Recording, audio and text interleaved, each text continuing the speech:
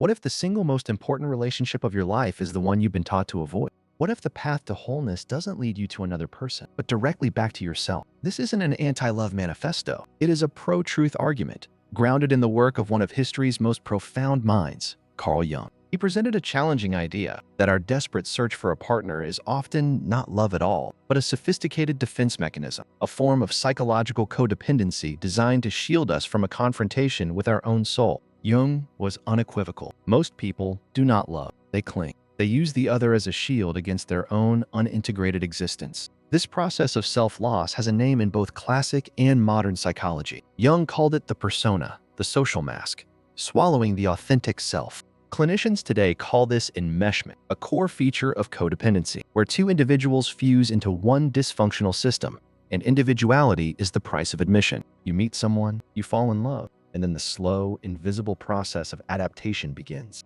You change an opinion to avoid conflict. You silence a desire. You sacrifice a core habit. You call it maturity. You call it partnership. But in reality, you are beginning to disappear. Your true essence is slowly replaced by a compliant character, one living in fear of losing what they believe they cannot live without. This isn't partnership. It's a silent erasure of the soul. So, if our pursuit of love is so often a flight from ourselves, where do we possibly turn next? Jung offered a solution, but it is not for the faint of heart. He called solitude the necessary psychic battlefield. What is it we are so afraid of finding in that silence? The answer is what Jung termed the shadow. The shadow is the part of your unconscious mind that contains everything you have repressed, your shame, your rage, but also your untapped creativity and power. Confronting it is the most difficult work you will ever do. This is why Jung stated, one does not become enlightened by imagining figures of light, but by making the darkness conscious. This darkness does not surface during romantic dinners.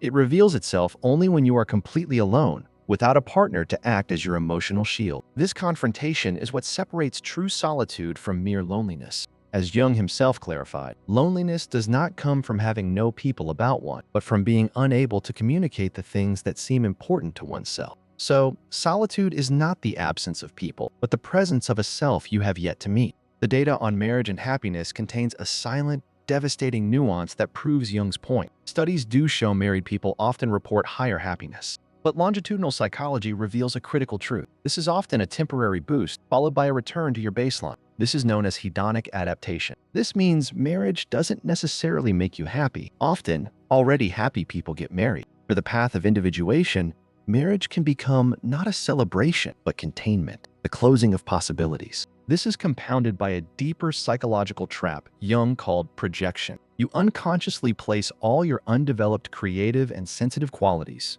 your anima or animus, onto your partner. This act fragments you, leaving you with a domesticated life. Your partner becomes the carrier of your soul, and you are left with the shell. Jung knew this because he lived it. His most profound work emerged not from domesticity, but from the profound isolation of his retreat at Bollingen Tower. So, the ultimate choice is laid bare. It's a choice between two fundamentally different lives. The path of solitude and self-confrontation is not an easy one. It demands you renounce the comfort of the herd. But in that renunciation, you gain the one thing that makes all other forms of love possible, your own unshakable wholeness. The pursuit of a partner to complete you is a diversion from your most sacred task, becoming complete on your own.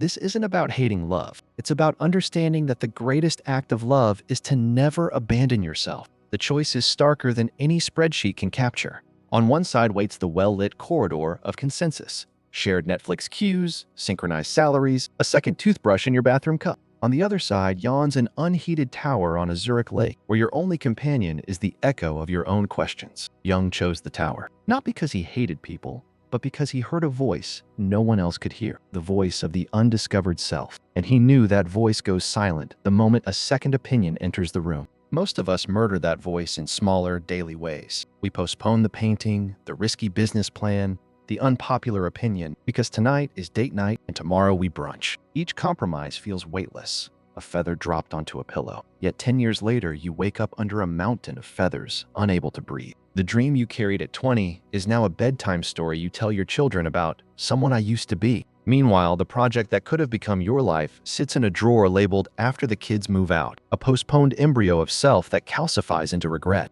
Jung watched it happen to colleagues, brilliant analysts who, once married, began to publish safer papers, laugh softer laughs, grow allergic to controversy. Their lectures grew lullaby-linked. Their dreams, once volcanic, cooled into anecdote. They had traded the wild conversation with the unconscious for polite conversation at dinner tables where no one was allowed to mention death, madness, or God before dessert. He refused that anesthesia. At Bollingen, he kept no electricity, no telephone, no guest room. The nights were black enough to see his own projections flicker on the walls. He spoke aloud to figures no one else could see, gave them names, let them argue back. If that sounds like madness, good. He knew that every creative breakthrough is preceded by a season of interior chaos that looks identical to insanity from the outside. The difference is the container. He chose solitude as the crucible. Most choose relationship as the cage and call the muffling maturity. But here is the paradox society never advertises. Once you have sat through the midnight panic, once you have integrated enough shadow to feel your own backbone, you can walk back into a cafe or a bedroom without leaving pieces of yourself on the coat rack. You stop asking, "Do you like me?" and start asking, "Do I like you?" A question so rare it sounds rude. The partner you eventually choose, if you choose one, meets a finished sentence instead of a dangling clause. The relationship becomes a voluntary duet between two whole voices, not a frantic duet between half voices trying to complete a single broken melody. That is the unspoken footnote in every Jungian text. Individuation is not a vow of celibacy. It is a vow against emotional outsourcing. You do the work alone because no one else can file your taxes of shame. Apologize to the parts of yourself you exile, or give your abandoned gifts the permission they are waiting for. After that, love becomes optional icing, not survival oxygen. Still, the world will test you. It will send well-meaning aunts, college friends, and HR questionnaires that measure your stability by whether someone else can list you as an emergency contact. They will interpret your refusal to panic couple as a developmental delay. Smile, nod, and remember that the metrics of the herd are calibrated to the pulse of the herd. Your pulse now beats to a drum only you can hear. Measure your days by a different scorecard. How many unconscious patterns did I bring into the light?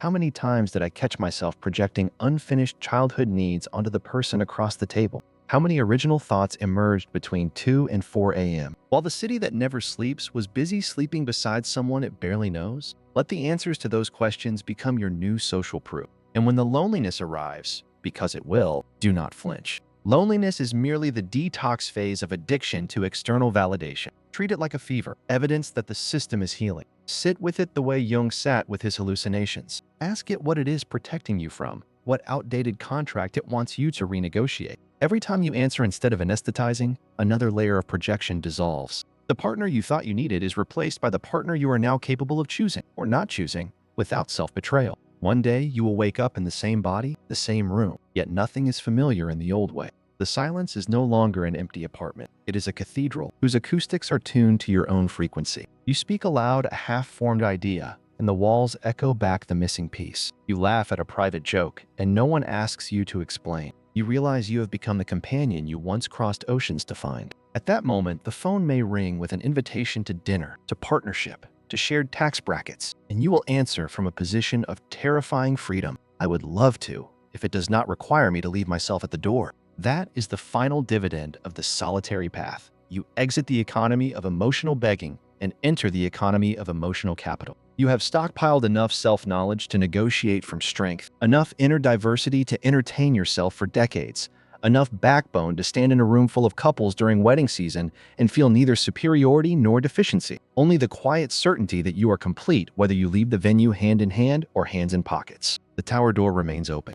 You can walk back to the village whenever you wish, but you will walk differently. Spine straight, voice unmodulated, eyes carrying the glint of someone who has met the night and befriended it. People will sense that you are dangerous, not because you harm others, but because you cannot be manipulated by the promise of completion. You are already whole, already home, already the love of your life. And if, in that state, you meet another whole person walking out of their own forest, the encounter will not be two beggars shaking cups, but two sovereigns exchanging gifts. The relationship, should you choose it, will be a conspiracy of two free minds inventing a new world instead of clinging to an old one to survive. That is the post-solitude relationship Jung never wrote a manual for because it cannot be manualized. It is improvised by those who have earned the right to improvise, who have first learned to play every instrument inside themselves before attempting a duet. Until then, keep the tower lit. Sit with the unfinished self the way a jeweler sits with an uncut gem, patient, exacting, reverent. Every hour you refuse to outsource your healing, the facets sharpen. One morning, you will catch your reflection in a window and see not a single parent,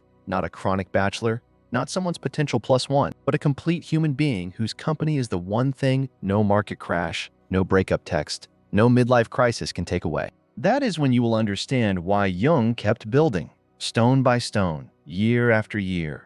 Long after critics called him eccentric, long after friends stopped inviting him to cocktail parties, long after conventional happiness became a language he no longer spoke. Each additional wall was not retreat, it was resonance chamber, distillation flask, crucible. Inside it, he became the only person capable of writing the books the world still reads, capable of loving without cannibalizing, capable of dying on his own terms with the answer to the deathbed question already sealed inside his chest. I lived my life, not someone else's. The same question is ticking in your chest right now, measuring the distance between who you are and who you could become if you stopped auditioning for the role of someone's missing half. Answer it in the direction of yourself. The tower is not a myth. It is a metaphor for any room where you are brave enough to switch off the noise and listen to the only voice that will never lie to you. Your own, still buried, still waiting, still whispering the password to the rest of your life.